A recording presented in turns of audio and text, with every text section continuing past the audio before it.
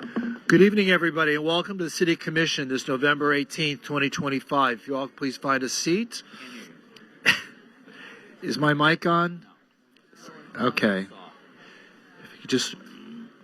Okay. So thank you all for coming tonight, everybody. For those of you who are here for the first time, welcome, and we appreciate your participating in our program tonight. We begin with our Pledge of Allegiance, and then we have a few agenda announcements, and then we before we begin our evening meeting, we have certain presentations. Tonight's presentations will recognize individuals, organizations, or events that are taking place in our city, and there will be 5 tonight. So then we'll get on with our meeting.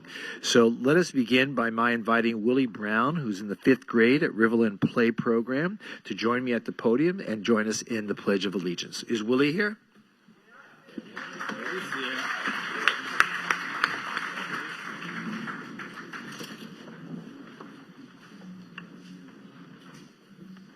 Put your hand on your heart, and you're going to start. Very good. I pledge allegiance to the flag for the United States of America and to the republic for which it stands, one nation, under God, indivisible, with liberty and justice for all. Very good, very good.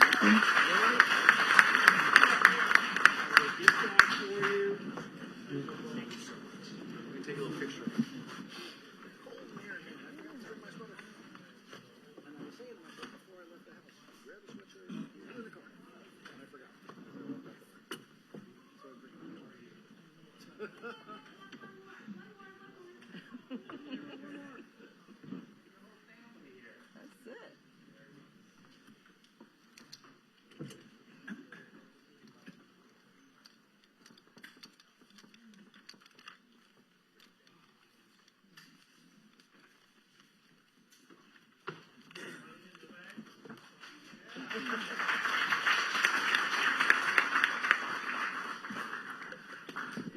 Okay, so if you could just take a moment with me and share this moment of silence together.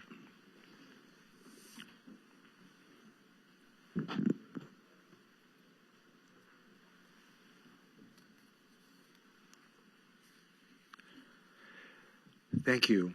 At this point, I have the honor of announcing some of our long-term employees who are retiring, and tonight we just have one. She has been with us for 25 years. Sharon Foster, administrative aide in the police department, so she's retiring. Congratulations, Sharon. Thank you so much for your service to your city. So, Mayor, I'm sorry. What? I would be remiss if you didn't recognize also Jolene Chisholm of our office, who also has retired this month. And how many years has she been with us? Oh, that's a horrible thing to ask the boss. All right, cool. Congratulations. What's her name again? 13. Well, it was 12 and 6 months or so, but 13, we'll call it. Very good. Congratulations. Jolene Chisholm. Okay, Mr. Clerk, could you please call the roll? Vice Chair Herbst. Commissioner Glassman. Here. Commissioner Beasley Pittman. Here. Commissioner Sorensen. Commissioner Sorensen, it will Is be not delayed. present at the He's moment? Okay. attending a play that his daughter is in across the street. And Mayor Trentalis. Here. So there'll be a couple of agenda announcements. PH2 is going to be removed from the agenda tonight at the request of the developer. And there's going to be a walk-on motion regarding the Hall of Fame partners and the comprehensive agreement and related agreement changes. So will someone please move to approve the minutes as is and the agenda as amended? So moved. Moved and seconded. Please call the roll. Commissioner Beasley Pittman. Yes. Commissioner Sorensen's not present. Vice Mayor Herbst. Yes. Commissioner Glassman. Yes. Mayor Trentalis. Yes, and those minutes and the agenda as amended are now approved. So tonight's first presentation, I'd like to invite Susan Leone. Susan, where are you? There you are. Susan is our Chief Education Officer, and tonight we're going to recognize students from Dillard High School and the Dillard Innovation Zone Student Recognition Program. Susan. Press the button under the speaker. Under the speaker. There you go. Thank you. Good evening. Good evening. Good evening. The City of Fort Lauderdale recognizes that acknowledging and valuing students can significantly increase their self-esteem and their self-confidence. Recognition empowers students to more fully engage in their education and in their community. The student recognition program here is based on the 8 essential core character traits as identified by the School Board of Broward County. Tonight we are recognizing students from the Dillard Zone. So I'd like to begin with Dillard Elementary School and Joshua Lubin.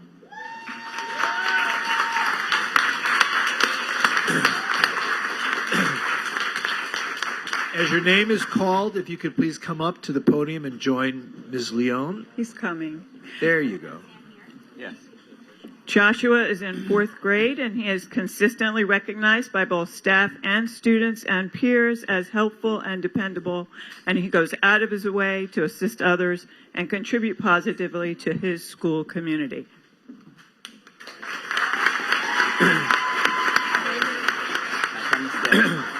Keep him coming. Poor thing. Enjoy your moment. Next, we are going to do Rock Island Elementary School, Neftali Civil.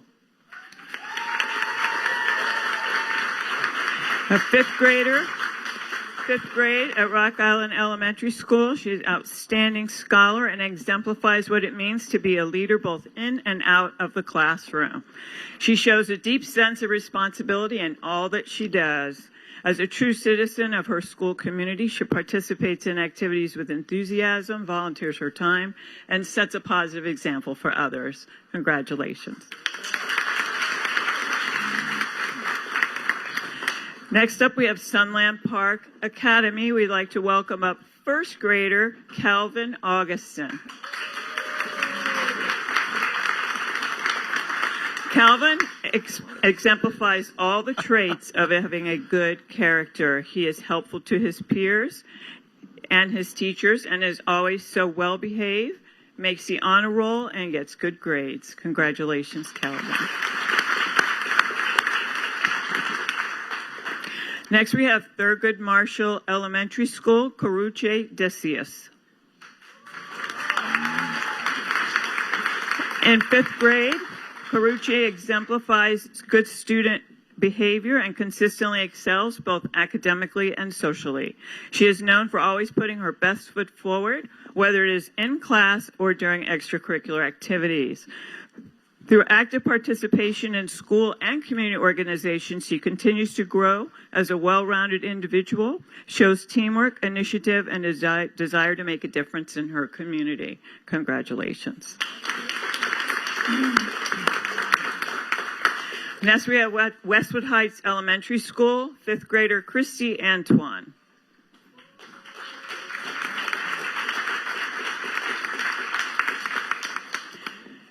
Christy is a model student who manages and excels academically and socially. She's referred to as helpful, kind, willing to cooperate with her classmates and in classroom discussions.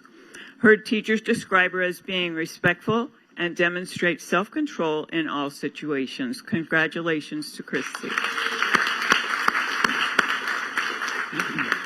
Next, we have Parkway Middle School, 7th grader Caden Rowland.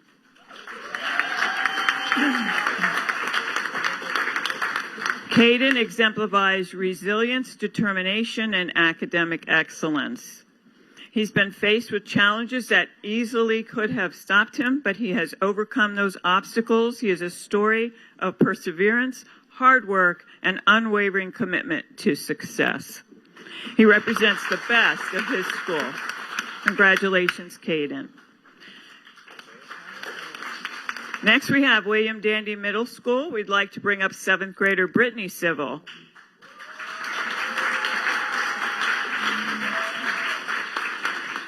I believe Brittany's joining her sister, no? She demonstrates outstanding leadership and a clear sense of purpose. The school is proud to say she exemplifies academic excellence and is always a leader. Under her leadership, the debate team has won multiple competitions. Congratulations.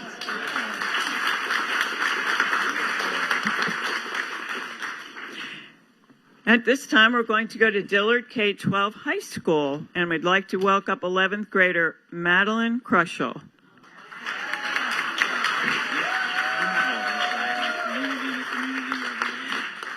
I'm sorry, it's Madison. I said the wrong thing. I apologize. Madison displays all 8 essential core character traits in class and in school.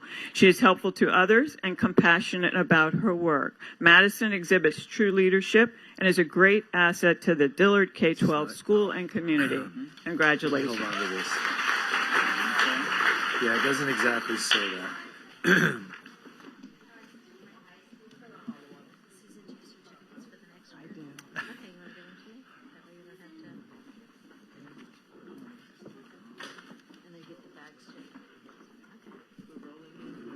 Roll over here. Come on, John. We'll just stand.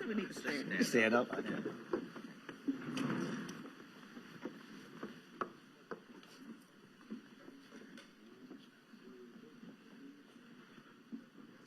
All the moms.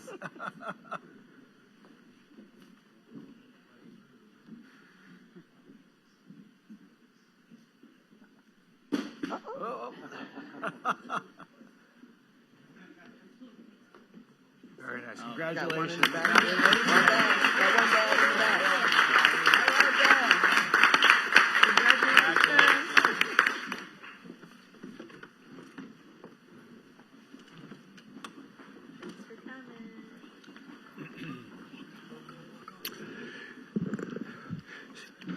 So for our next presentation, again with our Chief Education Officer, Susan Leon, we're recognizing the City of Fort Lauderdale Scholarship Fund presentation in partnership with the Broward Education Foundation. Susan.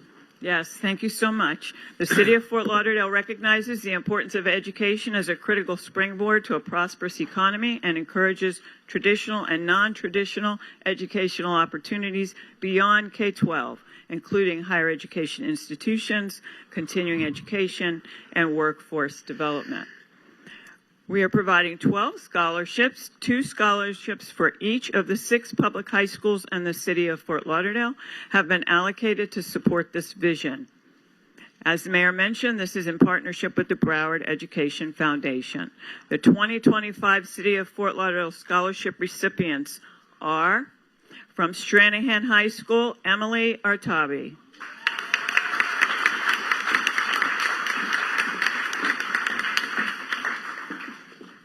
Emily, where are you going to school? Where? In Fort Myers. Congratulations. From Fort Lauderdale High School, Kareem Bordez.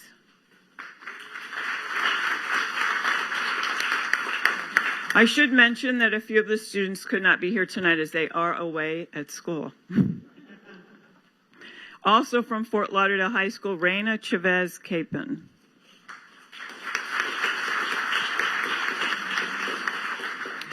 From Sheridan Technical High School, Jador Delaveau.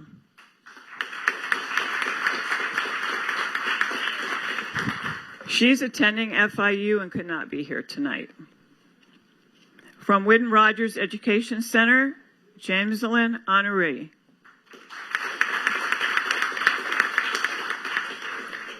Is Mom here? No, okay. From Dillard 612 High School, Sean Newman.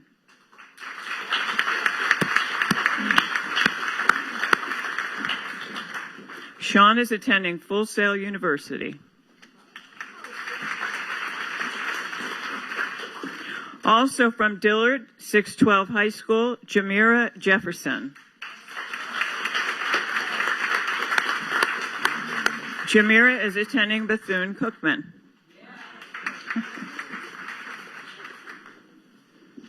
Also from Dillard High School, Kiani Flowers.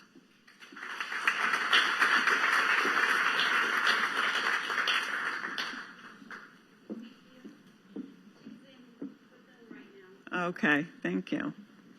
Thank you for coming in her place. From Siegel Alternative High School, we have Melissa Pierre.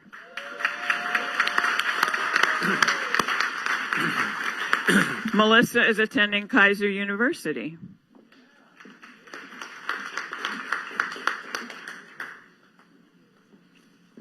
From Sheridan Technical High School, we have Giovanni Saito. Giovanni is at FAMU, so he could not be here tonight. From Stranahan High School, Danae Silvestri.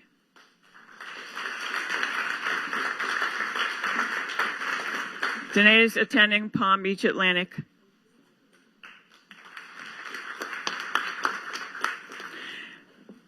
And from Siegel Alternative High School, Alvinson Vassar, attending Broward College. And those are our 12 scholarship winners.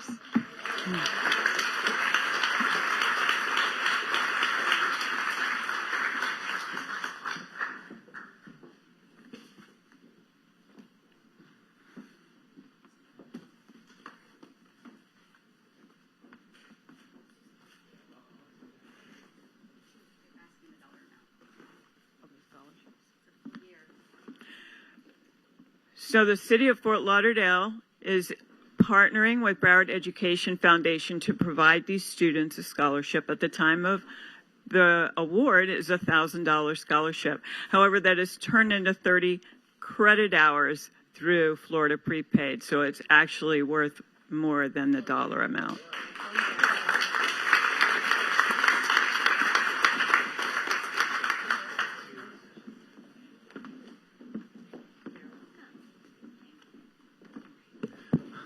That's great. Thank you, Susan. And good luck, kids, in your higher education. Our next presentation, I'd like to invite Commissioner Glassman, who will be presenting a Community Appearance Award to Xerox Dermatology. Wow. Dr. Zaraga and, I'm going to kill this name, Dr. Kittirock? Dr. Wong Kittirock. Isn't that what I just said? Close. Thank you, Mayor. At this time also, if I may... Do you have a picture of the... Well, Vice Mayor Herbst, could you also join us, and I'll explain to everybody also, Drs. Wong Kittirock and Zaraga, along with everyone on your team. We also have from the Community Appearance Board, we have the Chair, Matt Till, and I believe Jeffrey Ward as well. If there's anyone else from that board, please. And in a few moments, I'll let you introduce your team, which is really great. And we do have a video. Want to do the video first? Sure. So we'll do the video first, so then you'll know why these people are so deserving of this award. So let's go to the video. For Lauderdale glow, it's a show, it's a vibe. All I see is you. Wait. Oh, here we go. Wait. Okay. Can we start it again on the top No, it's so we okay. can see that? There we go. For Good. Lauderdale glow, it's a show, it's a vibe. Where the streets and the dreams collide. Wow. Grab a peel, got the wow inside. Shining so bright every single night. For Lauderdale glow, it's a show, it's a vibe. Where the streets and the dreams collide. Grab a peel, got the wow inside. Shining so bright every single night. Very nice. Bravo. Again, I wanted to thank Vice Mayor Herbst for letting me do this presentation. Typically, the district commissioner presents the WOW Awards for these structures in their district. Actually, I've been a patient of Xerox, I guess, for almost the full 10 years that they've been in business. And when I saw what they did with this structure, I actually said to my doctor, Dr. Wong Kittirock, you really need to apply for the City WOW Award. So we got them the application, they did it, and the rest is history. What an amazing transformation. So thank you, Vice Mayor, for letting me do this. Appreciate when all the other commissioners come to District 1. Yeah. That's right. I will say this is right over the bridge from my district. It's really like just around the corner from... It's almost District 2. It's so much on the border. And that's why it's so exciting that I get to do this. And especially as I age, I can't wait to take care of some of the Botox treatments and other things that might be coming my way. So far, it's just been those regular checkups. But let's get on with this. Let's get on with this. I think you're ready for treatment. I am. Thank you. You know, I can always count on my friend the mayor for a kind word, so it's really nice. This is a pleasure to present. I want you to know that Z-Rock Dermatology's journey to this moment has been shaped by vision, dedication, and a deep commitment to Fort Lauderdale. For Dr. Juan Kitty Rock and Dr. Zaraga and the Z-Rock Dermatology team, this building has always been more than a workplace. It has been a dream. After renting the space for 10 years, the opportunity to purchase the property allowed them to transform that dream into reality. A one-of-a-kind dermatologic skin center designed to provide exceptional medical, cosmetic, and surgical care. Partnering with Smith Building, the team embarked on an extensive renovation that reimagined the property inside and out. The exterior was completely refreshed with new paint, architectural accents, eyebrow soffits, palm trees, upgraded parking, and enhanced departmental areas, all working together to create a striking, modern aesthetic that beautifully revitalizes a building originally constructed in the 1960s. Inside, the transformation is just as impressive. What was once 2 separate office suites is now a spacious, unified medical facility that has expanded from 8 exam rooms to 20. Z-Rock upgraded its laser technology, added fire sprinklers, installed advanced security systems, and made numerous improvements to enhance safety, efficiency, and the patient experience. Every detail reflects Z-Rock Dermatology's commitment to creating a welcoming and patient-focused environment. The doctors and their team wanted the building to mirror the high standard of care they deliver each and every day, and the renovated space serves as a natural extension of those values, thoughtful, modern, and designed with patients in mind. Today, the Fort Lauderdale City Commission and the Community Appearance Board are proud to present a WOW Award to Z-Rock Dermatology for enhancing, improving, and beautifying our community and for demonstrating what it means to invest in Fort Lauderdale. Congratulations. Say a few words. One of you, please, say some words. Say some words. Come on, say some words. Thank you, Commissioner. We're extremely humbled. We didn't expect anything like this. You're in charge. You hold it. Don't drop it. It's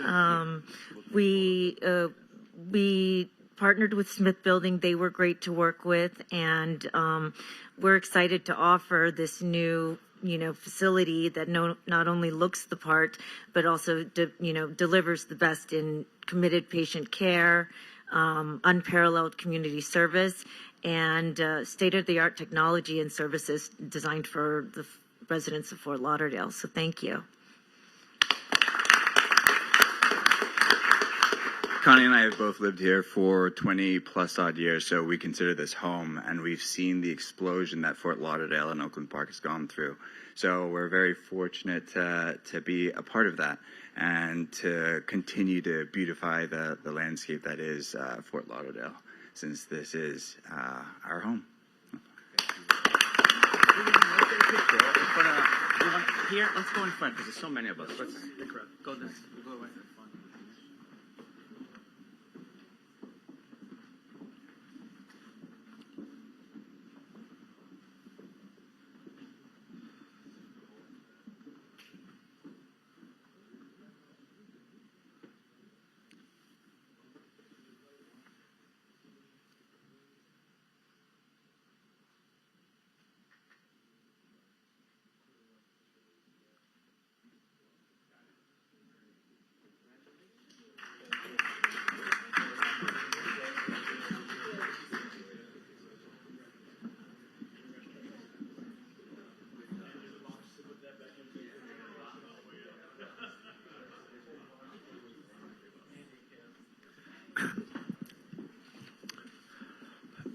Commissioner Glassman, you might as well stay up there at the podium. I'll stay. Okay. And I'd like to invite Michael Albetta, president of the Lake Ridge Civic Association, who will receive a proclamation declaring November 22, 2025 as the 10th Annual Unity and the Community Grocery and Turkey Giveaway Day here in the city of Fort Lauderdale. Mr. Albetta.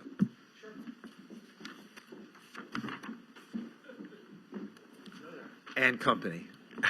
And company. Hold on. Do I have the whole list? Go ahead. I'm going to let you do that after we do this. You're going to invite the whole team, okay? This is right here. There's more, but they're not here. Okay, that's okay. We'll get to it. Okay, great. Yeah, Michael likes to direct a little bit. That's okay. It's all right. Have you noticed? Have you noticed that? That's okay. I'm very proud to present this proclamation from the Office of the Mayor, City of Fort Lauderdale.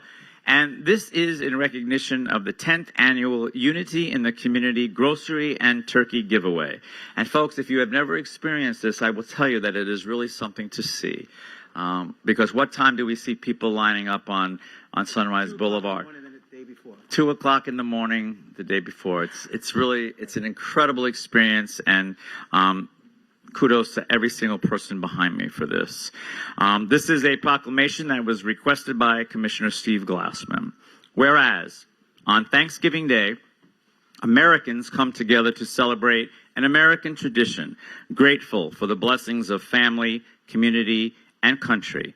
And whereas the Thanksgiving holiday reminds us to recall the spirit of compassion and mutual responsibility to all humanity, as we gather around tables surrounded by loved ones in humble gratitude for the given bounties we have received, especially now that families are in great need due to cutbacks in food assistance, and whereas in an effort to make Thanksgiving better for those who would otherwise go without a traditional holiday meal, Pastor Dwayne Black and the Sanctuary Church, in partnership with the Fort Lauderdale Police and Fire Rescue Departments, Broward County Property Appraiser Marty Kier, and his mobile exemption education team, AIDS Healthcare Foundation, St. Anthony's Homeless Ministries, Food Rescue US, South Florida Hunger Coalition, and scores of volunteers will be at the Sanctuary Church to distribute groceries and turkeys to thousands of people. And whereas the annual Unity in the Community Grocery and Turkey Giveaway being held this Saturday, November 22, epitomizes the spirit of generosity and compassion, allows us to share our time and resources throughout our community with the less fortunate, whether it be in the form of sharing a hearty meal, extending a helping hand, or providing words of encouragement. And whereas, although many challenges have forced us to alter our system of face-to-face meal delivery, we will not allow these circumstances to dampen our spirits or prevent us from feeding our neighbors. And whereas the mayor and city commissioners are elated to issue this proclamation in recognition of the 10th anniversary of this event, and do thank all those involved in making this giveaway a success, particularly community and civic activist and my friend, Michael Albetta, for all his hard work. Now, therefore, we, as city commissioners of the city of Fort Lauderdale, do hereby proclaim November 22, 2025 as the 10th annual Unity in the Community Grocery and Turkey Giveaway Day in the city of Fort Lauderdale, and dated this the 18th day of November 2025, and signed by our mayor, the Honorable Dean J. Trentalis.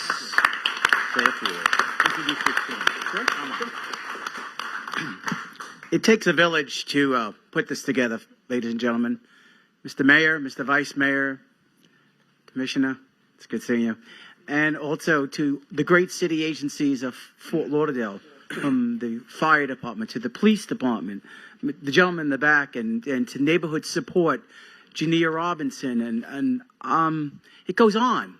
It's just, ladies and gentlemen, if you never saw this, it's unbelievable. My first time doing this 10 years ago, BSO asked me, how many people are going to show up? I said, I don't know, maybe a couple of hundred. 5,000 people showed up, literally. 5,000. We emptied 3 huge tractor trailers of food, and we gave this food away, and it's been continuously happening. Now, from ladies first, I have Vanessa here, Vanessa Apothekar. She's from District 4, and she's been great inspiration. This young lady here is Jolene Mullen from Hunger South Florida Coalition, just phenomenal. And she has these vouchers, and Commissioner is that they're going to be given these vouchers with the turkey, and they're being asked to go to Carter Park on the Tuesday following, so they have the option of getting fresh produce. Yeah, come on, give it up. St. Anthony's Homeless Ministry. This man has been with me for 10 years, and this is Steve Buckley. His last name is synonymous with Fort Lauderdale City Hall. My grandfather was mayor. Right, his grandfather was mayor of Fort Lauderdale. And without the least, my friend is Pastor Dwayne Black from Sanctuary Church. Come on.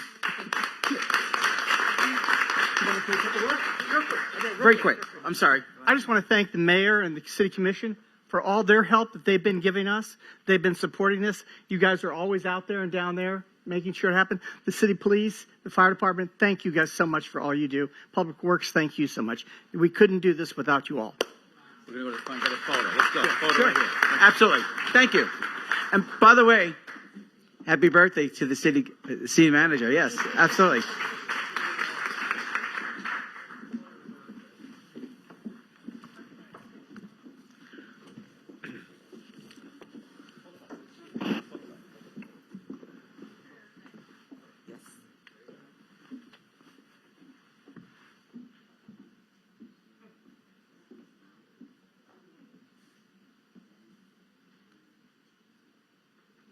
Thank you. Thank you for your good work. See you down Saturday. See you Saturday.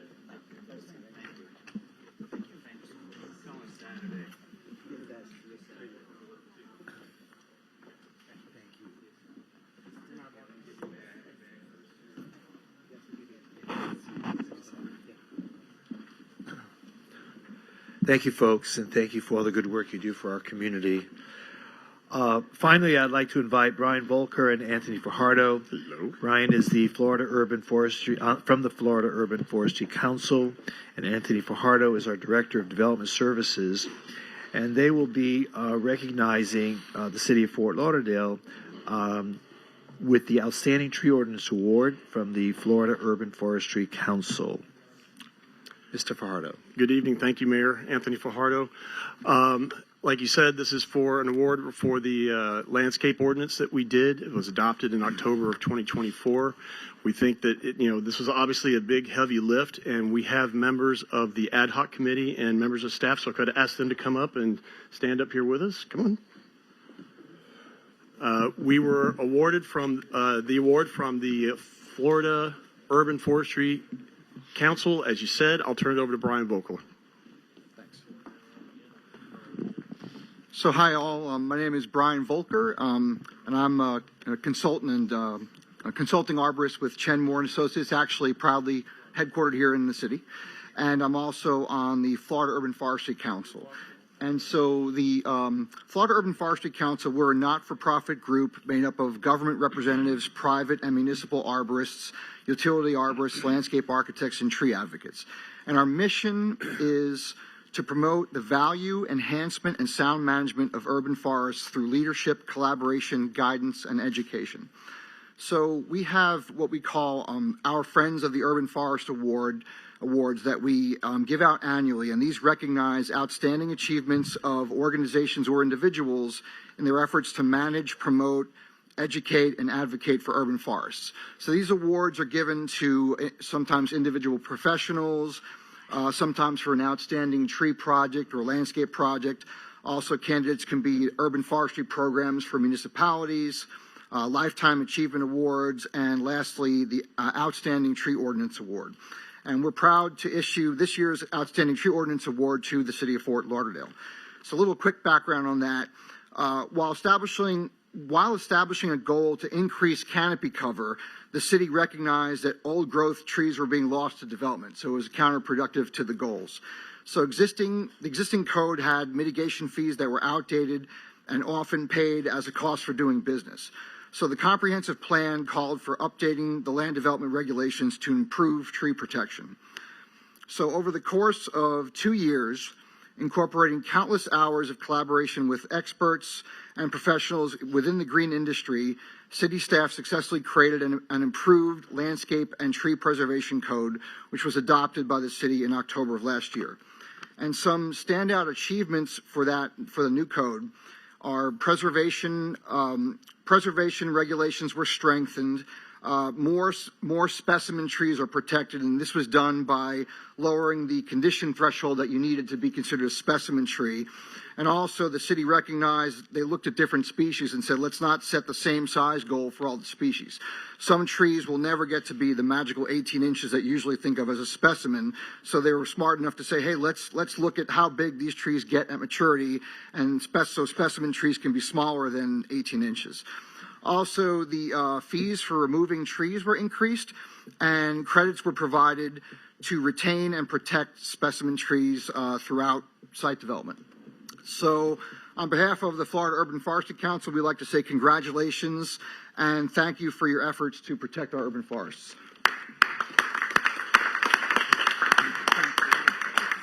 And this is the award from the Florida Urban Forestry Great. Council. See there?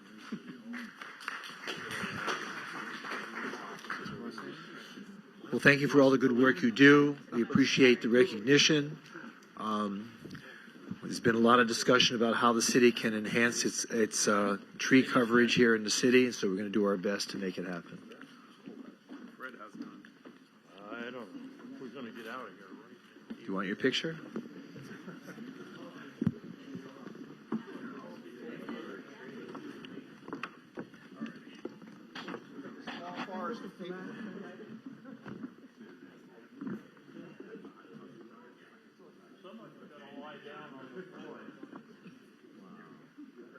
Wayne, come up here. You can always tell them where the shiny spot is. Hey, don't say that too loud. What's wrong with that?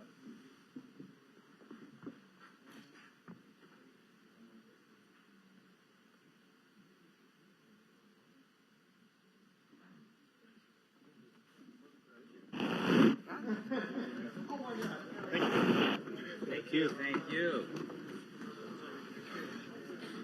It's going to look so good in my office, don't you think? No. I don't think I have any room. Hey, it's worthy of a nomination. Okay, thank you, everybody, and thank you for your patience. For those of you who are here on an agenda item, so now we begin the main part of the meeting, and at this point, we are going to review and vote on what are called consent agenda items. The consent agenda items are voted on all at once unless a member of the commission chooses to pull an item, and we'll discuss it and vote on it separately. So at this point, I would ask each member of the commission if they have an agenda item they'd like to pull. Start with the vice mayor. Do you have any agenda item? None. Commissioner Beasley Pittman? None. I have none. Commissioner Glassman? None. And Commissioner Sorensen? None. Okay, so I know there are a number of people who have signed up to speak on a couple of these agenda items, but I suspect it's just to ask questions. Unless Carla Roundtree, you wanted to speak on CR5. This is concerning scholarships. You're okay, or do you want to speak?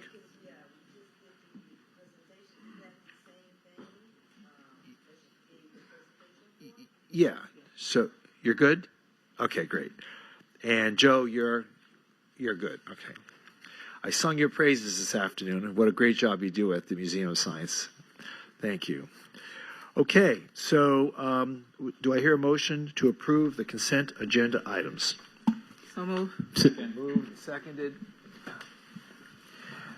Please call the roll. Commissioner Beasley Pittman? Yes. Commissioner Sorensen? Yes. Vice Mayor Herbst? Yes.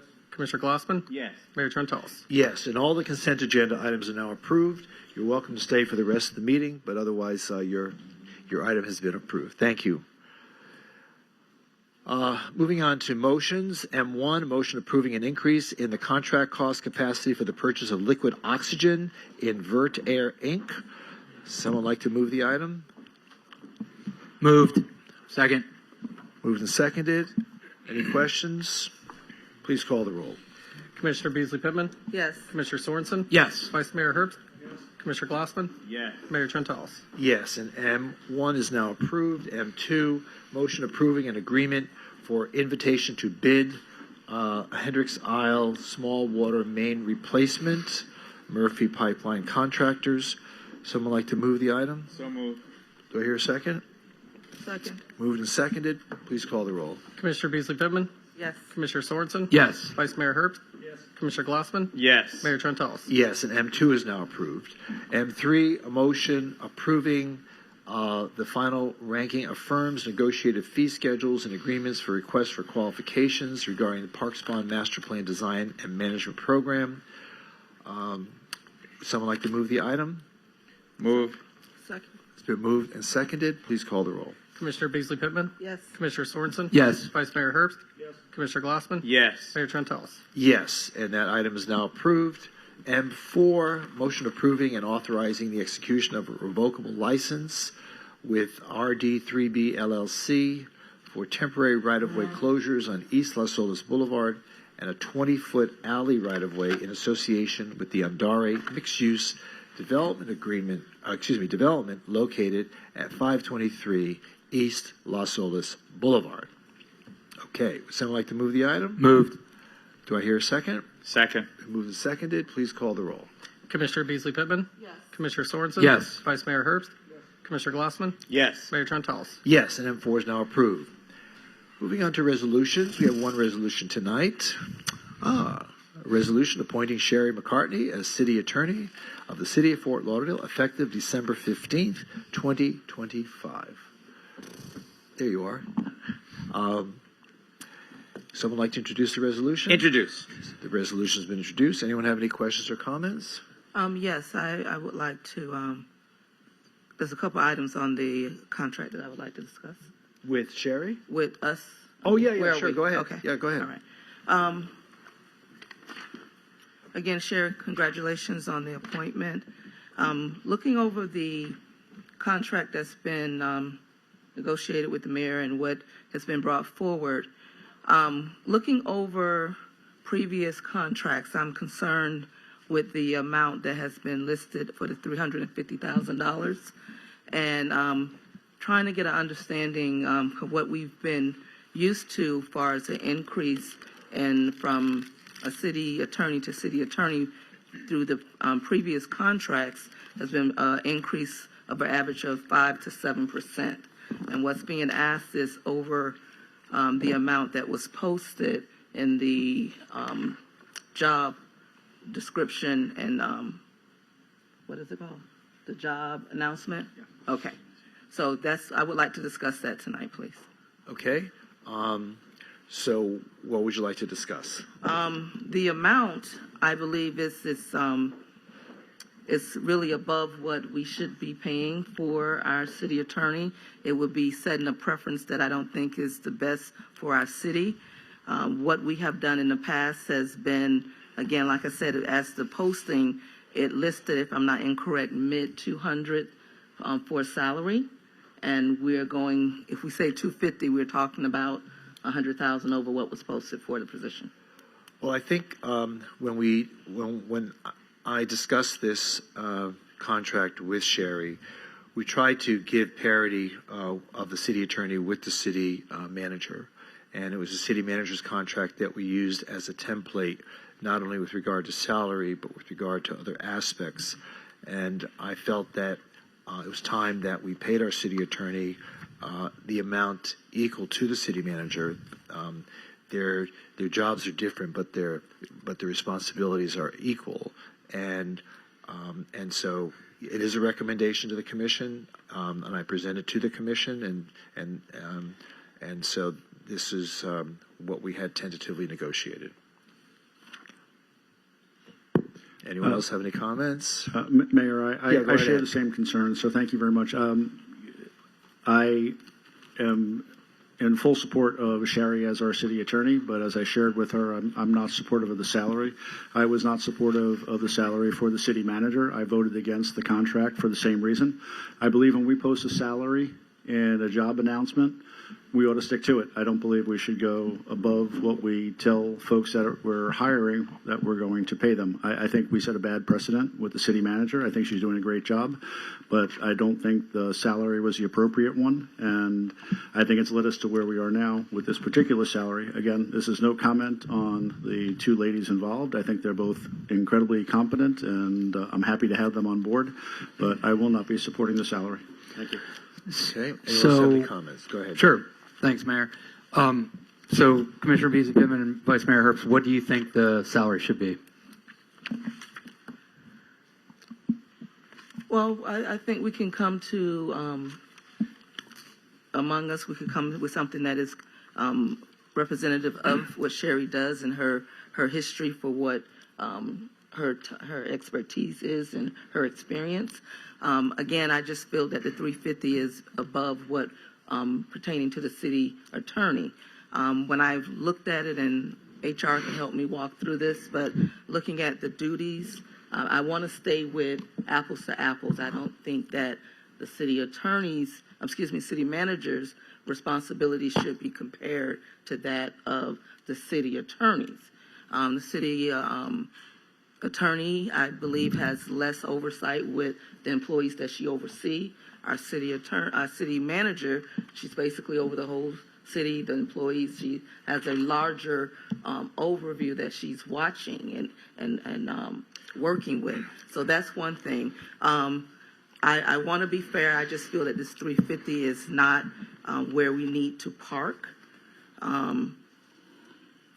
If you're asking me, what I would need to know is what was the salary of the previous All right, so city attorney. Dwayne is making, as a deputy, he's making $290,000.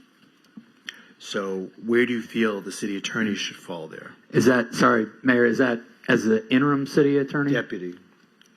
He's making right now, or he will be making as deputy city attorney, $290,000. So that is what I was making as interim, and based on the contract that the commission agreed and approved, you agreed not to reduce my salary when I returned to deputy. Okay, so as interim, he's making $290,000. And as deputy, he'll be making $290,000. Okay. All right, that helps. So I used that as a benchmark, sure, and thought that as we were looking to certainly attract great talent, which I think Sherry is, and with her experience and background, her having even been a city commissioner, her having worked in government for a long time, worked in still works for a prestigious law firm here in Fort Lauderdale.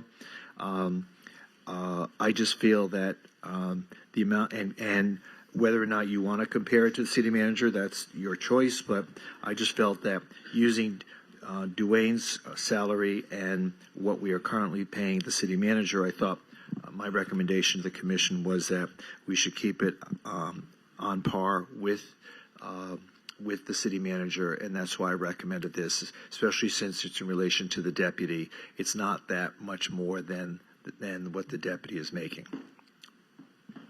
I would have to concur with that. I think when you look at it in that perspective, it makes perfect sense.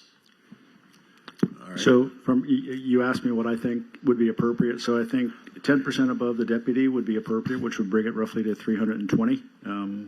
So, having been involved in a lot of hiring decisions through the years, and generally when you hire a position, when you post a position, you post a salary range. And this, again, has absolutely nothing to do with the individuals involved.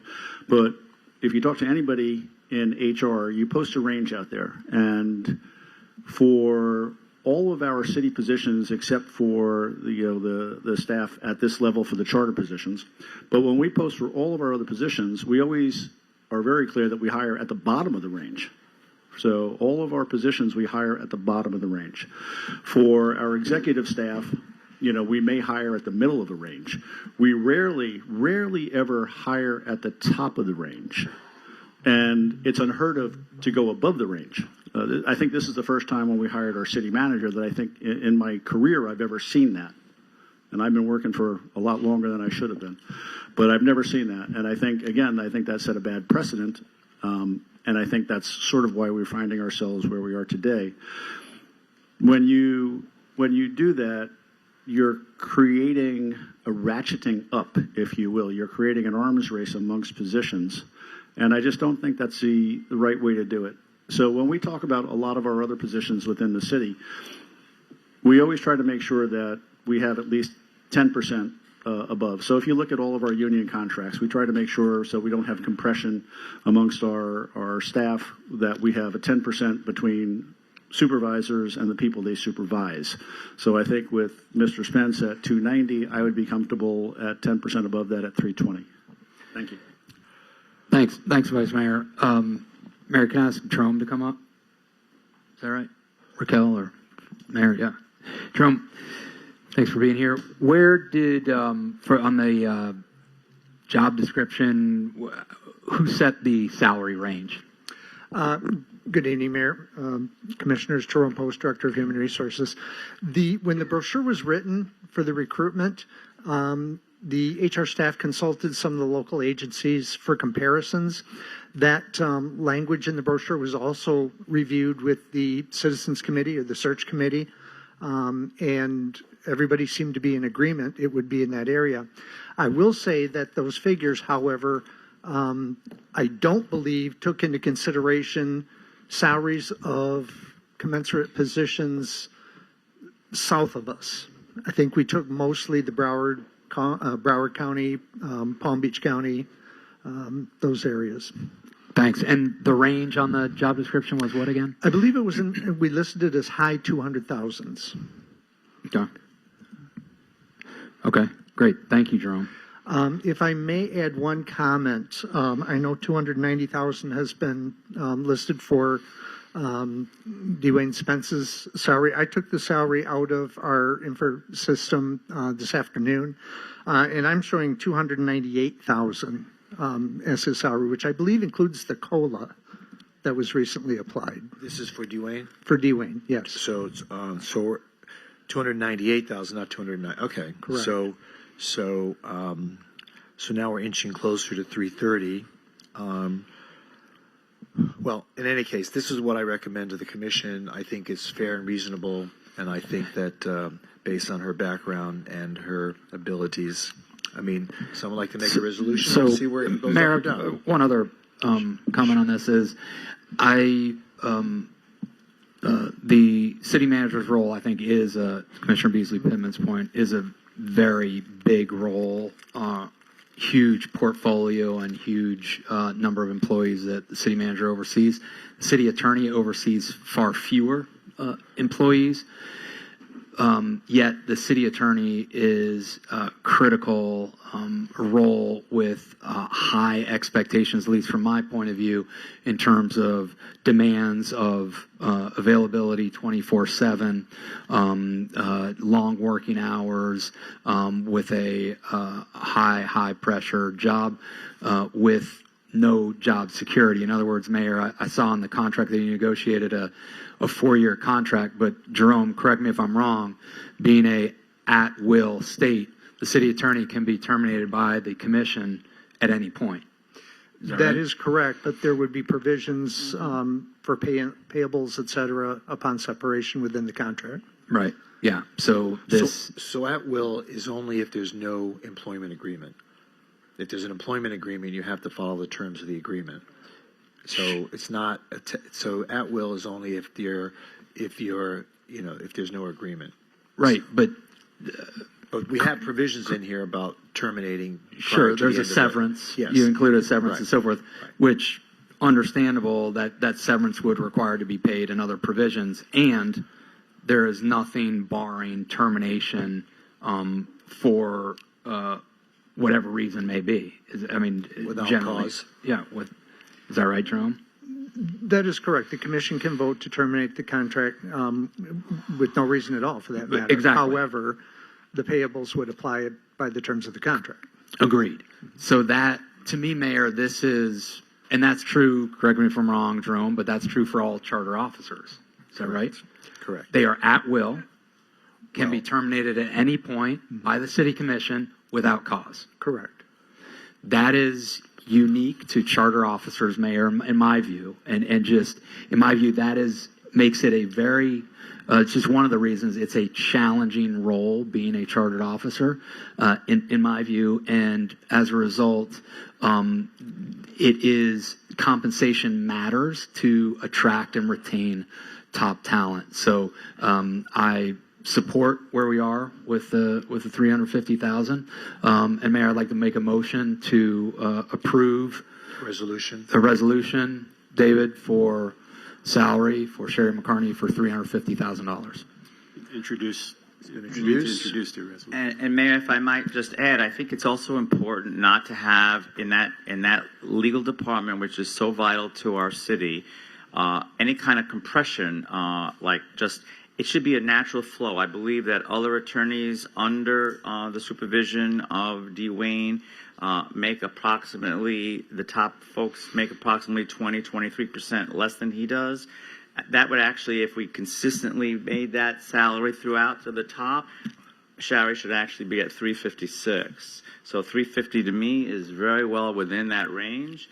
I just think that it doesn't make any sense for her position to be so close in percentage to the next position in that department when we see that natural progression of salaries down the line after that. So I think this makes perfect sense. May I ask a question? Hearing the discussion here, is this been the protocol before with the previous city attorneys? Has the percentage been this way that we're discussing right now, this separation between city attorney, deputy, and city attorneys? Has that been a policy and a percentage that we are using, or is this something we're implementing from this point forward? I don't know the history. I can weigh on this because I know the history.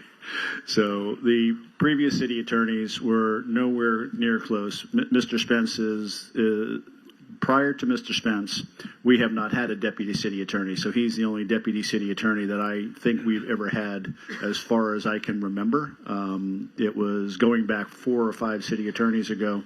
It was a policy not to actually have a deputy city attorney. We had a senior assistant city attorney, but we haven't had a deputy city attorney at least for the last 2+ decades that I'm aware of. The senior assistant city attorney has a salary range that is prescribed. The charter officers do not have a salary range, so there was never any risk of there being compression. That does not exist in these roles. So it's never been remotely close. Mr. Harry Stewart, who was a city attorney going back into the mid-2000s, was actually the highest paid individual in the city at a point in time. Prior to that, the city manager was the highest paid charter officer in the city. There was a point in time when I, as the city auditor, was the highest paid charter officer in the city, and all of that had mostly to do with who had the most seniority because people were turning over. And what we did historically was whoever the new charter officer was brought in at the lowest salary. So when I was hired as a charter officer, I was the lowest paid of all the charter officers. Except when Harry except for the city clerk. except when Harry was hired. Harry was hired at around $350,000. No, he was not. Mayor, please, no, he was not. He was because I was at 155. He was right around 200. George Gretzis was Stewart? Harry was, yes, no, absolutely. In the mid 2000s, he was not hired at 350,000. I promise you that. I don't say he was hired at 350. Yeah. But no. he was getting 350 at the time he left after 20 years. But wasn't there a point when 20 years? What are you talking about? But wait, wasn't there a point when Harry was making more as the city attorney than the city manager was? At the yes, same that's time? what I'm saying. No, yeah. So what I'm saying is it would rotate around depending on who was the most long-tenured charter officer at the time. So after Harry left, the city manager was then the most highly paid of the charter officers because that city manager was the longest tenured. So it rotated around. It wasn't based on the position. It was based on who had the most tenure at the time because of the raises that we would get every year. So again, as I was saying, there was actually a point in time when I, as the city auditor, even though I started as the lowest paid of the charter officers, wound up as the highest paid simply because of compounding of time. So when we hired in new charter officers,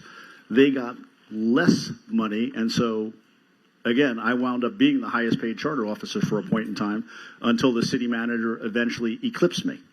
So it wasn't based on position. It was based on tenure in the job. Okay. Let me ask this because I'm trying to understand as well.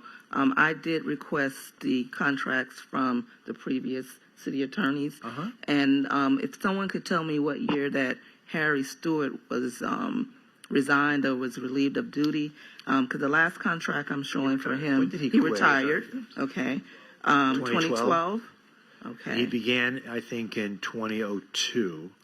So is there for 10 I'm holding a contract for about 10 years. 2006 is what I'm holding. Yeah, and but at that point, it was... he was hired in 2002. Okay. And that contract was $224,000. Well, that was 23 years And ago. I understand. Listen, I understand that. I'm just showing and explaining what we have done in the past, looking at the past contracts.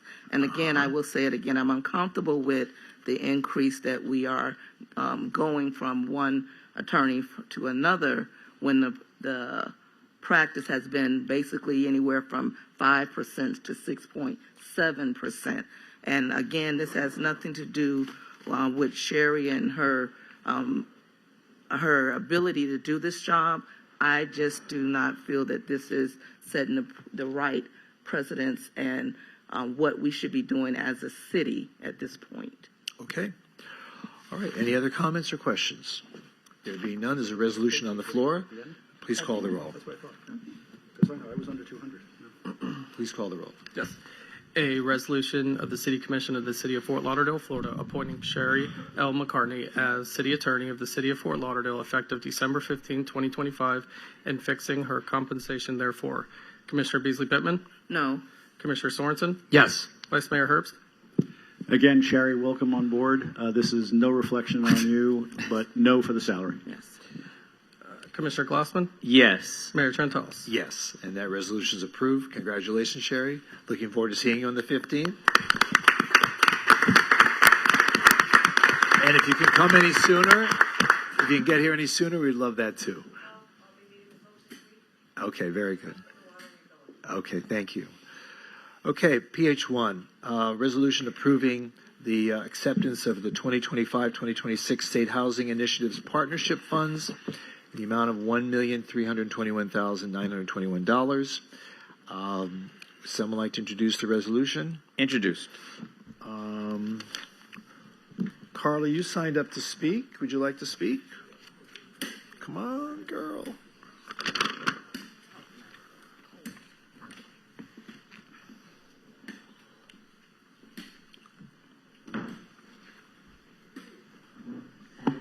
Good evening, Mayor and City Commissioner. So cool, I can't have that. The only thing, you can hear me? So when I look at it, it authorize the use of program income.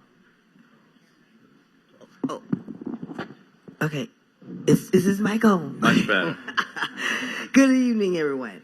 All right, so on PH1, when it says the use of program income, and then approve the allocation of SHIP funds for administration costs. So this approval is for the program itself or just for the administration of the program? I can begin to answer that, Mayor. So, okay. This is approving our allocation of SHIP funds and how we itemize the funding through various initiatives. It does incorporate some administrative costs, which there's a cap on, but by and large, the funding is for programs that we allocate for on an annual basis. Okay. Okay, so then it'll be, you have set aside of exactly like with the program income for SHIP, right? That's separate of what the administrative costs would be. Correct. Or Correct. okay. Thank you so much. You're welcome. Anyone else wish to speak on this item? Do I hear a motion to close public hearing? Move. PH1. Second. Been moved and seconded. Please call the roll. Commissioner Beasley Pittman? Yes. Commissioner Sorensen? Yes. Vice Mayor Herbst? Yes. Commissioner Glassman? Yes. Mayor Trentalles? Yes, and public hearing is now closed on PH1. Would someone like to introduce the resolution? Introduce. Resolution's been introduced. A resolution of the City Commission of the City of Fort Lauderdale, Florida, accepting the 2025-2026 State Housing Initiatives Partnership Funding in the amount of $1,321,921 and approving the recommended funding allocation for the SHIP program fiscal year 2025-2026, authorizing the city manager or his or her designee to use earned program income in the estimated amount of $50,000 in addition to the fiscal year 2025-2026 SHIP award for a total estimated funding amount of $1,371,921, authorizing the city manager or his or her designee to allocate 10% of the total SHIP funds plus 5% of any program income towards the city's program administrative costs, delegating authority to the city manager to execute all documents necessary or incidental to receive and administer the SHIP funds, and providing for rescission of conflicting resolutions, providing for an effective date. Commissioner Beasley Pittman? Commissioner Sorensen? Yes. Vice Mayor Herbst? Yes. Commissioner Glassman? Yes. Mayor Trentalles? Yes, and PH1 is now approved. PH2, second public hearing, a resolution authorizing a development agreement between the City of Fort Lauderdale and 901 North Federal Owner, LLC. Do we remove that, Mayor? Oh, I'm sorry, that's removed. I'm sorry. Thank you for reminding me. Is that delayed to a date certain, or what was it's just removed? They just asked to be removed. Okay. I don't think the deal is cooked yet. Okay. Thanks, Mayor. PH3, public hearing, quasi-judicial ordinance approving a rezoning from residential single-family duplex medium density RD 15 district to the residential multifamily low-rise medium density RM 15 district. Anyone wishing to speak must be sworn in. The commission will announce any site visits, communications, or expert opinions received and make them a part of the record. Vice Mayor, do you have any disclosures? So I do not, but my staff met with the applicants. Okay. Commissioner Beasley Pittman? None. I met with the applicant and their attorney. Yes. And Commissioner Glassman. Simply emails with Heidi Davis, attorney. And Commissioner Sorensen. Yes, site visits and meetings with Heidi Napick. Okay. 3 people have signed up to speak. Let's see, Alex Sheffer. Alex, are you here? You're good? Okay. Are you with the group? Okay. Same with Daniel. But Ted and Sarah. Are you here still, Ted? Oh, there you are. Come on up. You're on deck. All right. Hello, everybody. My name is Ted and Sarah. I'm the president of the River Oak Civic Association. You know, not everybody... I thought it was the Republic.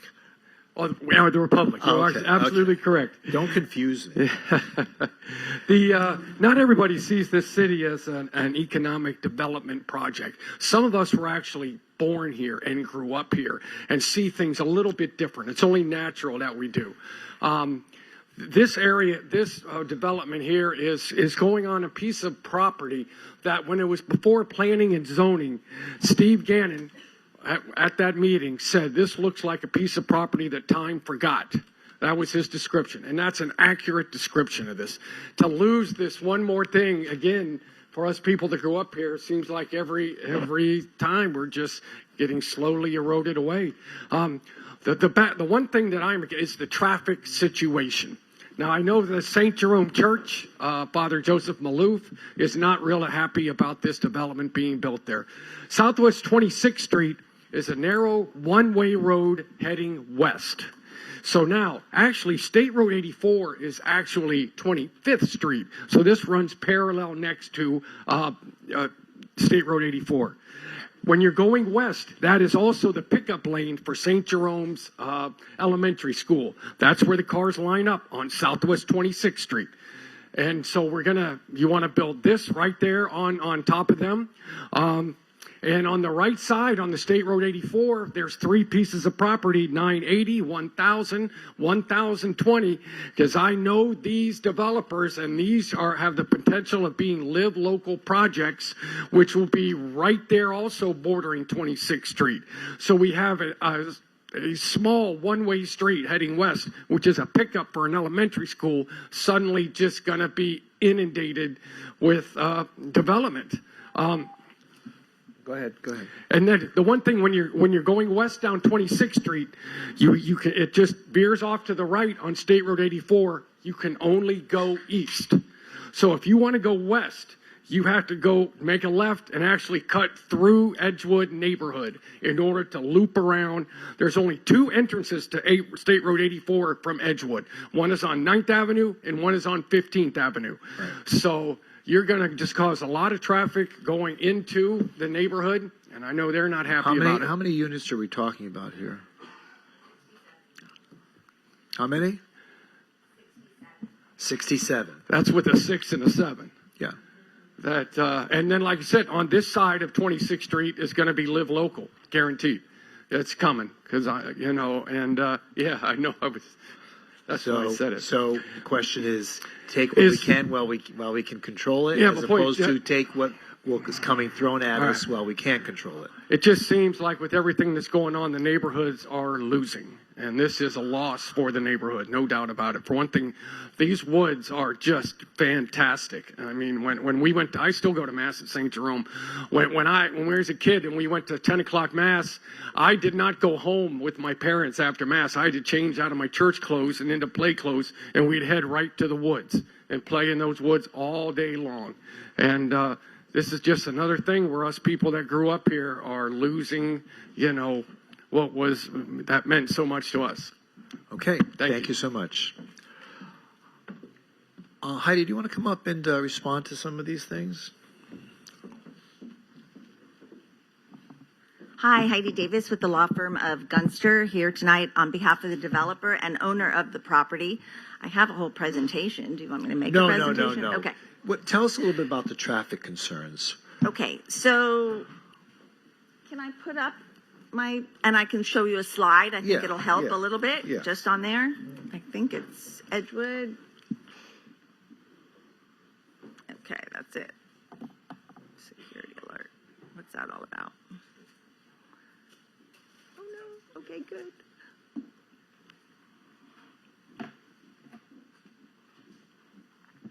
Oh. Okay, hold on. Perfect. Okay, here we go. This is the aerial view of the property. Property is 5 acres. It's the north 5 acres. This is only for the rezoning of this property. So this is what is up before you tonight.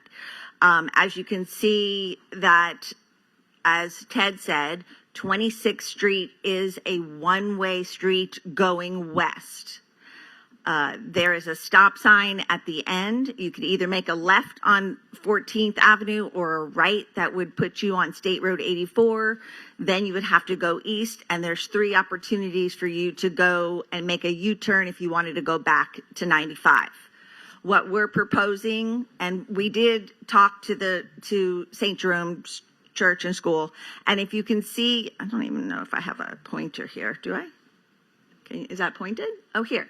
Here we go. Oh, cool. So the traffic for St. Jerome comes in. They have 2 schools. So this is the elementary school, and this is the more of the middle school. It comes in on 26, but it immediately comes in through their loop and comes back out. It doesn't come down 26th Street. There is no traffic from St. Jerome's on 26th Street at all. One way to the west.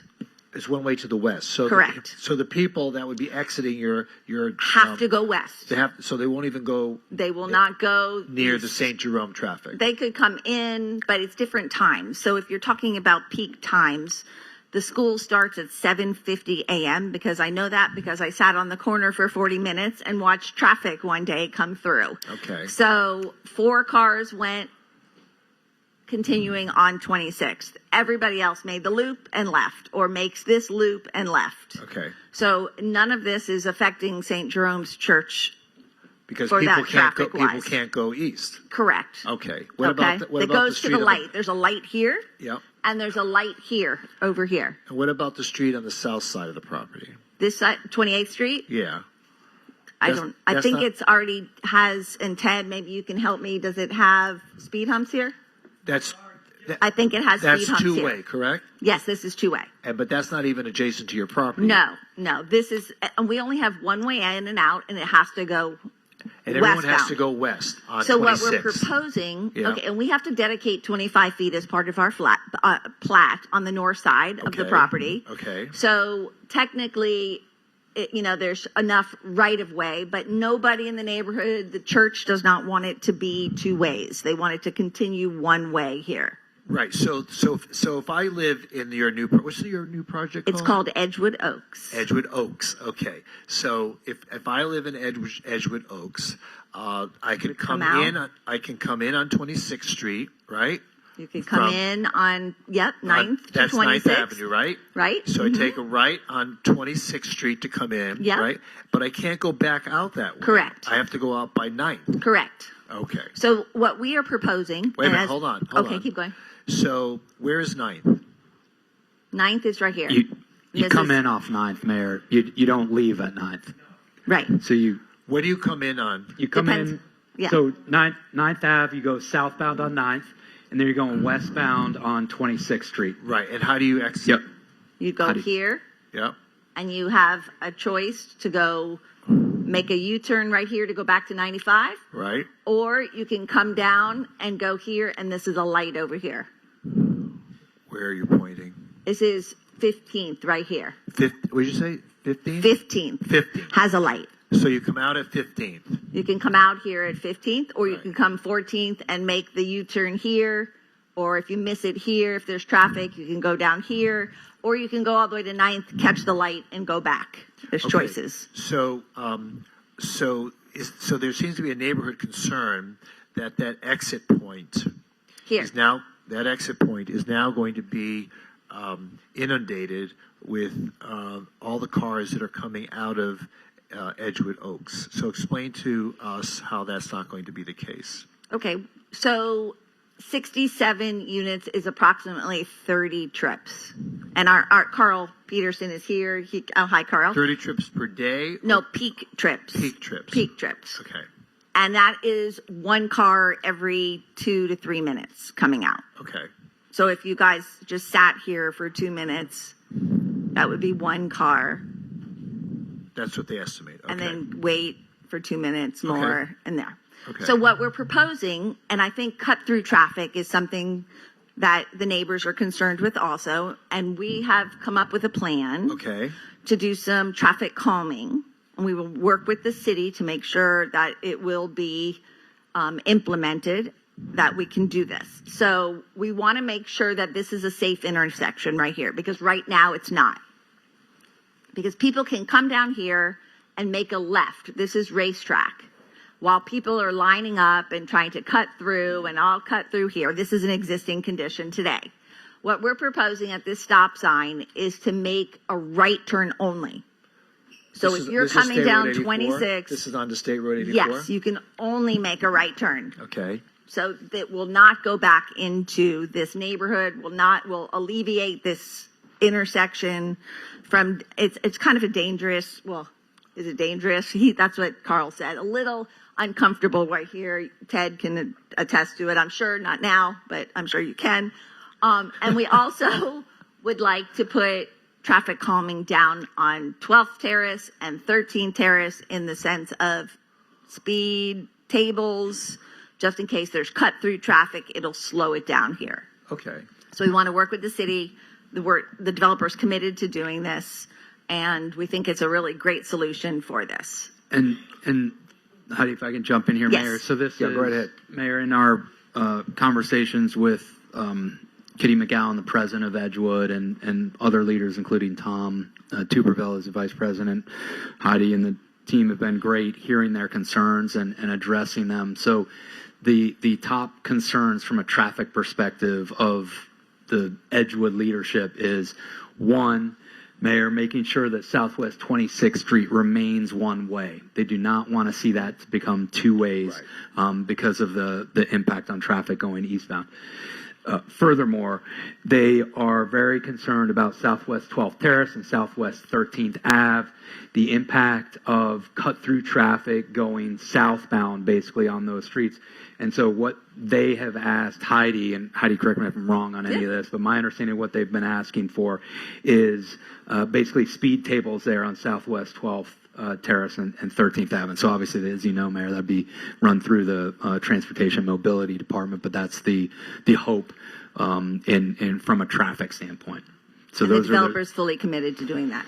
Those are their big traffic concerns. There's a couple other concerns I'm happy to share with you, Mayor, but those are, I just want to talk traffic first. Yep. Okay, very good. Thank you. Go ahead, Continue? Commissioner. Or you guys keep going? Oh, sorry. Go ahead, Commissioner. Sorensen. Sorry. You look alike. Calling me names again. Mayor Trentalis, this is Commissioner Sorensen. Commissioner Sorensen, this is Mayor Trentalis. Thank you. It's good to meet. Another concern, Mayor, that I know Heidi's been working with the neighbors is stormwater. As you know, Mayor and Commissioners, Edgewood was severely impacted by the storm. Love y'all. Bye. Severely impacted by storms, floodwater. And so the concern of the Edgewood Civic Association is what impact will raising this property, as all properties have to raise to FEMA elevations, what impact is that going to have on the surrounding homes and the church and businesses around it? And so the understanding that I've understood is that Heidi and the developers have agreed to retain all stormwater on site, on property, so that there's no runoff further impacting surrounding properties, Mayor. Is that, Heidi, am I saying that right? That's exactly right. Okay. So that's the stormwater, which was, so traffic, stormwater are two of the big concerns. And then as Ted talked about, trees are another major concern. And you see here the incredible canopy that's there. And so Heidi, I'll turn it over to you in terms of the specifics, but I think it'd be helpful to go through what you're doing, what you've agreed to with the neighborhood on the trees. And then lastly, we'll get to parking. Thanks. Okay, perfect. So this site, as you know, has a lot of trees on it, and what the developer has been working really hard with at Broward County, that's where the agency that we have to go through with removing any permits, as well as the city, is that this is a little under 5 acres parcel, but the developer's committed to putting a conservation easement of over an acre of the property, and it's on this is outlined in, I guess it's like an orange color. So there's existing trees that are really mature on the northwest corner that you can see just from the rendering here. On the southeast corner, along the entire rear and the sides are all going to be preserved in perpetuity through a conservation easement. There's trees that will be relocated into these conservation easements as well from the middle of the property, where there's some healthy, maybe some trees that could be relocated will be. So like I said, we've been working really hard. It'll be a conservation area for over an acre of property on the proposed plan. We're also planting new trees to get Edgewood Oaks canopy within the development. There's also street trees that need to be planted along, and also anywhere else that can be done for mitigation as well. So it'll be filled with trees. We're going through, like I said, the developer's really committed to saving as many healthy trees on the site as possible and relocating the ones that can be relocated into these areas. But Heidi, what will be the net? What will be the net ratio of trees? Because you're going to be removing a lot of the trees in the center of the site. So are we going to lose trees? Are we going to gain trees? What's the You're net definitely result? gaining trees, because for every tree that needs to be removed that cannot be relocated, you have to plant double trees. Okay. And there's a formula with the county that requires that you plant more trees than what you take away. Okay. All right. So, Mayor, one piece with this that is really positive about the trees is Heidi mentioned this conservation easement. So basically, we're getting over 20% of this property would be in a conservation easement, protecting that canopy. That's correct. Saying that right? That's correct. There's also another issue that we wanted to bring up real quick was this. Yeah. So on the west side of the property, the first picture along the top left is along 26th Street. So this white wall is along the property of Ecoar and this property. So this white fence will be moved back within the property line 25 feet along 26th Street. It'll be improved with street trees and a sidewalk. It'll save these trees. You can see the mature trees right here. The sidewalk will be meandering around them so we don't have to take those trees off. Now, on the other three photographs on this slide is on the west side of the property. And the wall, again, is Ecoar's property. This wall, when we go through it, will be dedicating another 25 feet eastward of this white wall. So this is an existing right-of-way, city right-of-way, that's unimproved. It was dedicated pursuant to a plat that the neighbors to the west dedicated to the city. So we have to do 25 feet as well. So there will be a 50-foot wide right-of-way that's unimproved here. And what we're trying to do, and maybe we would love to work with the city and maybe try and figure out how we can do this, because we're going to dedicate this property, but we want to put it into a conservation easement. Because there's these mature trees along this side that we want to preserve in perpetuity. So instead of dedicating for right-of-way, maybe there could be an easement over it, but we want to work with engineering, and as we go through our DRC, we want to find a way to be able to preserve those trees in perpetuity as well. Is the picture on the upper left the existing property? On the right of the wall. No, I'm asking. The picture on the upper left, is that a picture of the existing property? Behind the wall or behind the fence? Tell me what you're talking about. To the left. No, to the left with the fence? To the left of the road. No, that's across the street. That's across the street. That's that future mixed use development. I believe that was approved. Okay, so the picture on the bottom, what is that? That is looking north in the right-of-way to 26th Street. But that's not the property. On the other side of the wall, to the right of the wall. So everything on the right-hand side is the property? Yes. Okay. So those trees... right there. That are on the bottom right-hand corner... Yes. Those aren't your trees? Yes, they are. Those are your trees? Those are our trees. Okay. And those are staying? Those are 25 feet moving back. The wall or the property line will be moving 25 feet back, so it will be dedicated to the city. Right. Those trees are staying? Yes. Yes. But we want them preserved in the 25 feet as well. Right. Okay. Yes. And the picture on the upper right-hand corner? Upper right. Yes. Same view. It's just a different. Right. But that's your property too, right? Yes. We own only the top 5 acres. So this goes 10 acres down. Okay. All right. Mayor, the other concern of neighbors, so kind of 4 big ones. The other big concern is parking. Mm-hmm. So, as you know, with townhomes, as with any home of a size, you can, fit a lot of people in.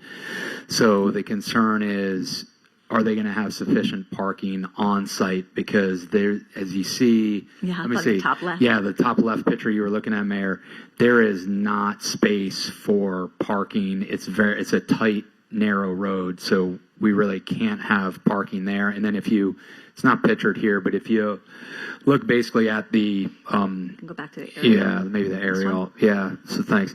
So if you look at the streets just to the west of the property, again, equally tight and just it's not going to be good for the neighborhood to have congestion there for parking.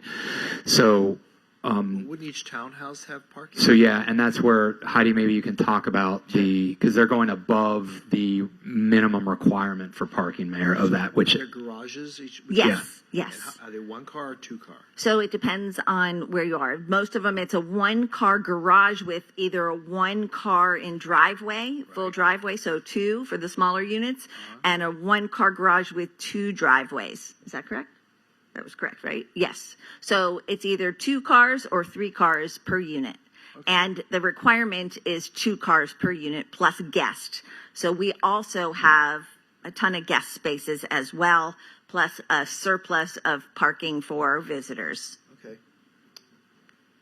I think those were the main issues that we discussed with the neighbors and that we are committed to doing. And we would just, want to put it on the record that the traffic improvements, preserving the trees in the conservation easement, not overflow of parking, and preserving 100% of the stormwater on site. So there's no spillage. Can you take on stormwater from other parts of the neighborhood or just your own? Probably just our own. Yeah. But I want you, Was that ever a drainage area for the neighborhood? So I was just going to say that picture that I was going to show you, the city has put drainage in the swale here or this back. So, it can be used for drainage as well. Okay. All right, very good. Any more questions, Commissioner Sorensen? No, thank you, Mayor. All right, you're welcome. Any other questions from any members of the commission? Mayor, I just wanted to make a point because this was an interesting conversation, and I really look at it as an exercise. I just want to bring up what we talked about earlier in the day today when we had a communication from the Planning and Zoning Board. Because what they said and what their issues were about maybe we need to figure out a way to have a higher level of review for projects like this, it makes sense. Look what's in front of us right now, a rezoning. Did we talk about rezoning at all, or did we talk about a site plan for a project that's not on our agenda? So I just wanted to make that point because it ties in.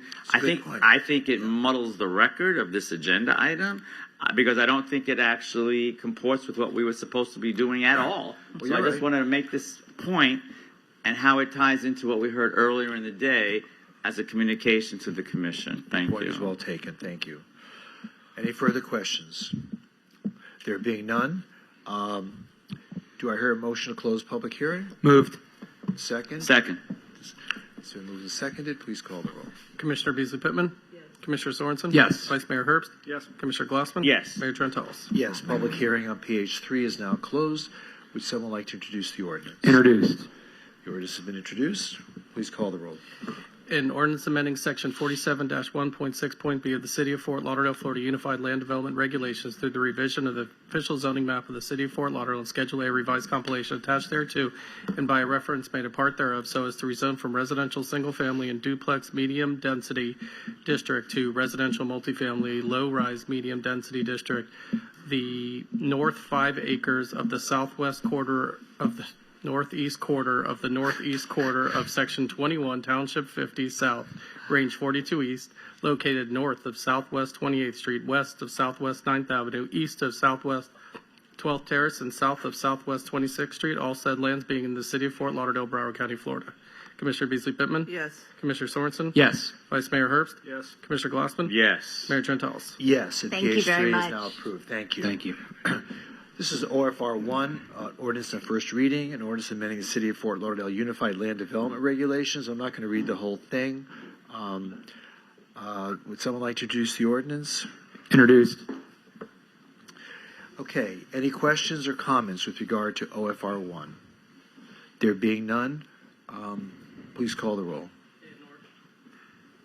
In ordinance of the City of Fort Lauderdale, Florida, amending the Unified Land Development Regulations of the City of Fort Lauderdale, Florida, amending Section 47-13.20 entitled Downtown RAC Review Process and Special Regulations, amending Section 47-13.30 entitled Table of Dimensional Requirements for the SRAC District, amending Article 12 entitled Transfer Development Rights, Section 47-36.1 entitled Transfer Development Rights, and amending Section 47-37B5 entitled tables and dimensional requirements for the urban Uptown Village zoning district to provide additional density for receiving sites utilizing the TDR program, extending the expiration date for certificates of eligibility, providing a calculation for available dwelling units at sending sites, incorporating ability to retransfer TDR units or floor area, providing for correction of scrivener's errors, severability, repeal of conflicting ordinance provisions, and an effective date. Commissioner Beasley Pittman? Yes. Commissioner Sorensen? Yes. Vice Mayor Herbst? Yeah. Commissioner Glassman? Before I vote, I did just want to say thank you very much. I know that, well, it's okay. Hang in there. We deferred this, and I thank everyone for that extra time. And I really want to thank staff, and I want to thank for the patience. This was a long process, and I don't know if Jay Adams is here this evening. He had a lot of questions. He probably is our largest owner of historic properties in the city, and he had a lot of ideas of how this transfer of development rights should work.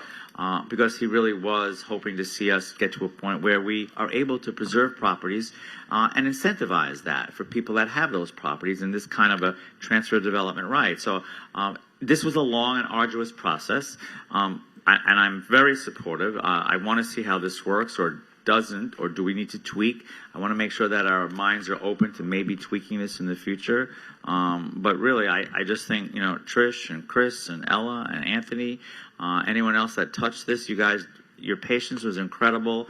Every single question over months and months and months from Jay was answered. We met several times.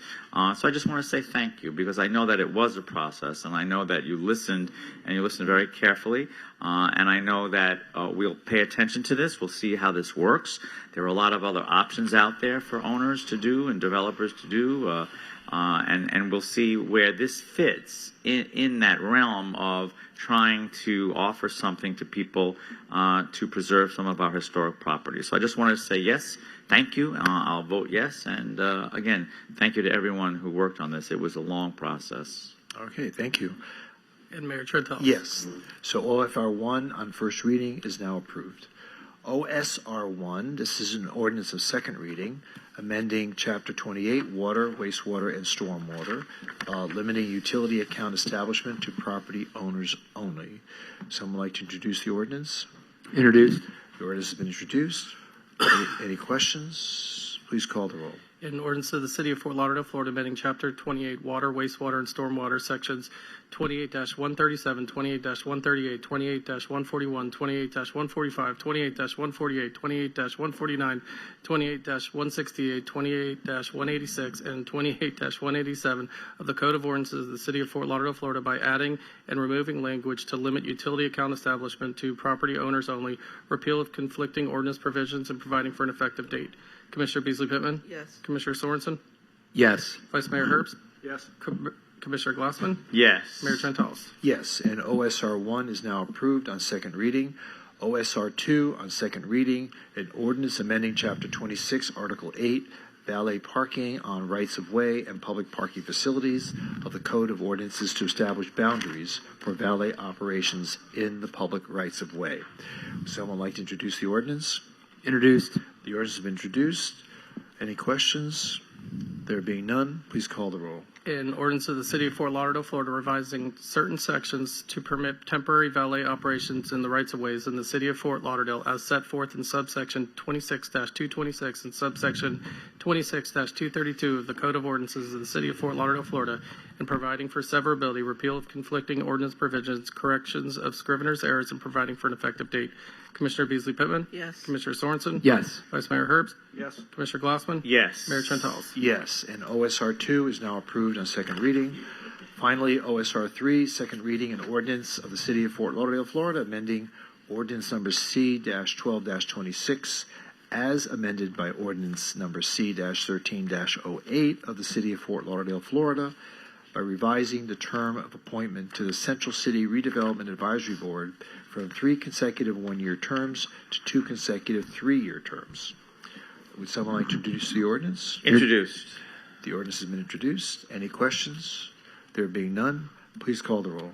An ordinance of the City of Fort Lauderdale, Florida, amending ordinance number C-12-26 as amended by ordinance number C-13-08 of the City of Fort Lauderdale, Florida, by revising the term of appointment to the Central City Redevelopment Advisory Board and providing for severability, repeal of conflicting ordinance provisions, correction of scrivener's errors, and an effective date. Commissioner Beasley Pittman? Yes. Commissioner Sorensen? Yes. Vice Mayor Herbst? Yes. Commissioner Glassman? Yes. Mayor Trentalles? Yes, and OSR 3 is now approved on second reading. We have a walk-on item, the motion authorizing staff to negotiate amendments to the comprehensive agreement and other related agreements with the Hall of Fame Partners, LLC. Would someone like to move the item? Moved. Do I hear a second? Second. It's been moved and seconded. Anyone have any questions? There being none, please call the roll. Commissioner Beasley Pittman? Yes. Commissioner Sorensen? Yes. Vice Mayor Herbst? Yes. Commissioner Glassman? Yes. Mayor Trentalles? Yes, and the walk-on item is now approved. City Manager, any further business of the City Commission? Nothing further. There being none, meeting concluded. Thank you, everybody. Have a happy Thanksgiving, everybody. Thanksgiving.